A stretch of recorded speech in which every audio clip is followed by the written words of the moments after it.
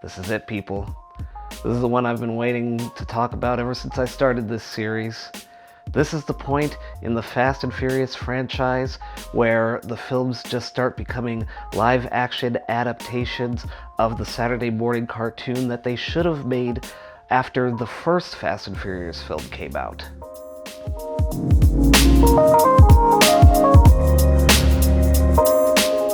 Now, I understand why a lot of people would say that Fast 5 is the best film in the Fast and Furious franchise. I get it, I understand it. A lot of people have made strong arguments for it in this regard, but I feel like for my money, Fast 6 is definitely my favorite film in this series. There's definitely a lot going on in this film, and I'm pretty sure we can all agree that this is the point in the Fast and Furious franchise where we have become extremely removed from what the original film was. You remember the original Fast and Furious film, right? This was a film that felt like it was created by a private sector think tank funded by Honda, MTV, and whatever beverage conglomerate would be responsible for putting out NOS energy drinks. Make no mistake, the original Fast and Furious was one of the most calculated, laser-focused, committee-driven pieces of millennial media that the world had ever seen. All the original Fast and Furious cared about was showing you fast cars, hot women, and Ja Rule acting in this film, which predominantly featured his own music. But with Justin Lin at the helm for a fourth time in the series, along with the other people responsible for the development of these films, including Vin Diesel, there came a realization that there had been an escalation, a gradual progression of things as these films came about. And with that, you kind of had an elevation of stakes as well. And with that, they saw an opportunity to be bold and take the franchise in a direction that would make it one of the most preeminent action movie franchises of the last 30 years. And I am not even kidding when I say that. Fast and Furious 6 is quite honestly a Frankenstein creation of a film, and it's amazing to think that any of it actually works, because in the grand scheme of things, it really shouldn't. But you kind of look at where all of the other previous films were and seeing that gradual progression that I'm talking about. So by the time you get to Fast 6 and we're doing all of this crazy stuff where we've got international espionage, we've got amnesia plots with characters coming back from the dead, you just see how all of it gets really well balanced and makes for just an incredible, enjoyable movie-going experience, especially for me when I saw it in theaters. We're introducing this new villain, Owen Shaw, played by Luke Evans, and this character is basically the anti-Dom when you really look at it. And there's even a great moment where Roman is commenting on the fact that every member of his team seems analogous to every member of Dom and his team. But you have this whole scheme of Hobbs having to track down Dom after the events of Fast 5 and say, listen, I need your help tracking this dude down, and you're gonna help me because guess what? Dom's lady love Letty, ooh, I really like the alliteration on that one, is apparently alive. She is back from the dead, and she is working with Shaw's crew. So in turn, Dom has to recruit everyone from the Rio job, minus Leo and Santos, unfortunately.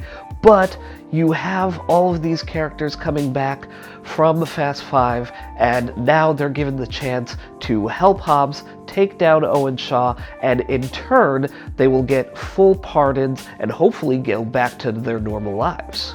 Now, obviously, the big linchpin for Fast and Furious 6 is the return of Michelle Rodriguez as Letty. And while I did say in my video about Fast and Furious that it would have been a fine endpoint for the franchise right there, I do kind of have to backtrack because I look at how important and vital that character is to this franchise and think to myself, it would have been a shame if we didn't have the opportunity to bring her back in. And we have to be thankful for the fact that Fast and Furious was as successful as it was, so that we did have this opportunity, because I don't know if the filmmakers were planning that far ahead when they made Fast and Furious, but it's kind of crazy that they had this opportunity to rewrite this whole trajectory for this character and really give her a meaty role in Fast 6, and I think that she was definitely deserving of it. And of course, it's great to see all of these characters again from the previous films, including Fast 5, and you kind of have similar setups, but also you've kind of switched things up a bit. You've kind of paired off different characters now as they're all trying to figure out what Owen Shaw is up to. So you have great things like Roman and Han being a pair and their own separate team and doing their own thing. You even got this great scene that I was just in love with where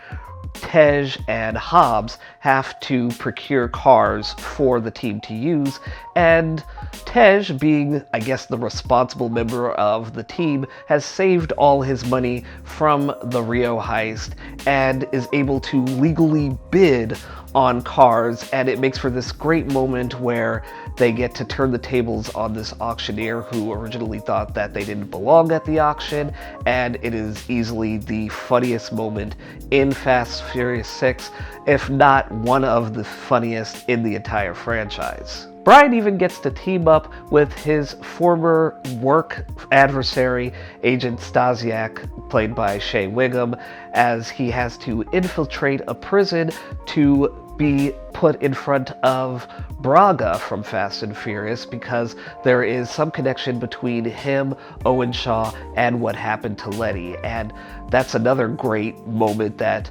works out in hilarious fashion, and it's just fun to watch because there are these moments of levity that really kind of break the tension of everything. Justin Lin even went the extra mile and said, "Hey, any of you guys familiar with The Raid? Oh, you're not?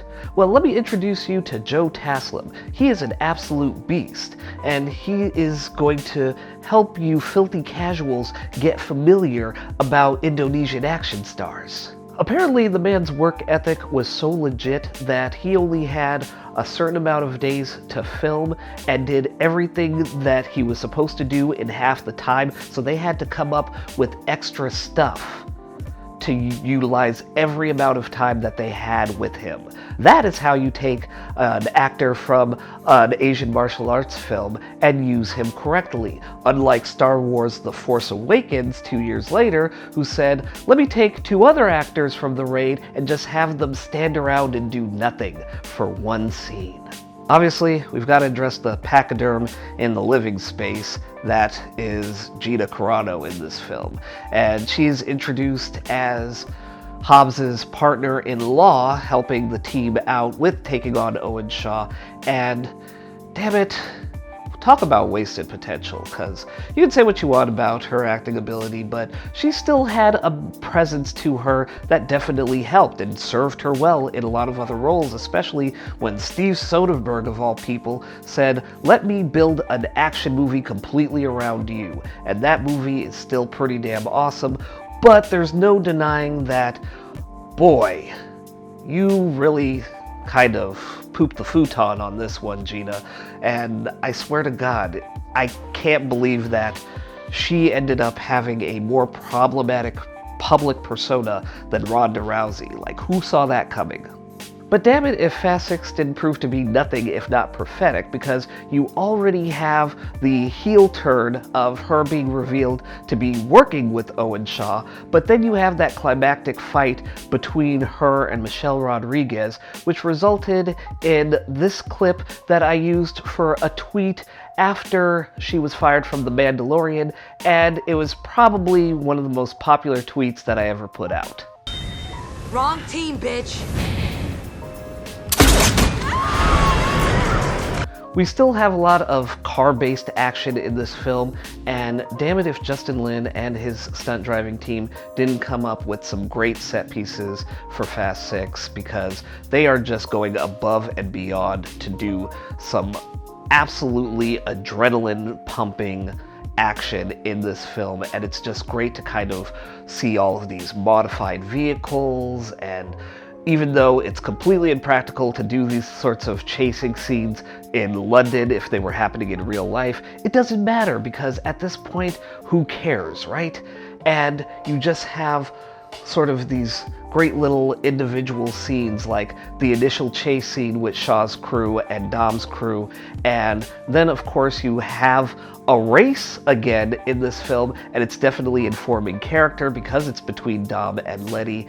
And say what you will about these two's acting ability, but they definitely vibe with one another, and it really gets showcased in the scene where Dom is trying to get through to Letty and she still doesn't remember who he is, and it just makes for this great moment that's got drama and tension and just absolutely rips. Through all this, who can forget about the tank? The goddamn tank. Like, this scene is crazy, and I don't think I've seen a more crowd-pleasing moment in a film that just had a complete and total disregard for the laws of physics than when Dom and Letty are vaulted off of their respective vehicles towards one another, and Dom catches Letty to rescue her. It is just incredible. I remember watching this scene play out in the theaters and just thinking to myself, this movie is just putting up two big middle fingers at physics with a smile on their face. And don't even get me started on the finale of Fast 6, because damn it, yes, the runway must have been at least 13 miles long, because that's how many minutes pass from start to finish. And ask me if I give a rat's ass. I don't.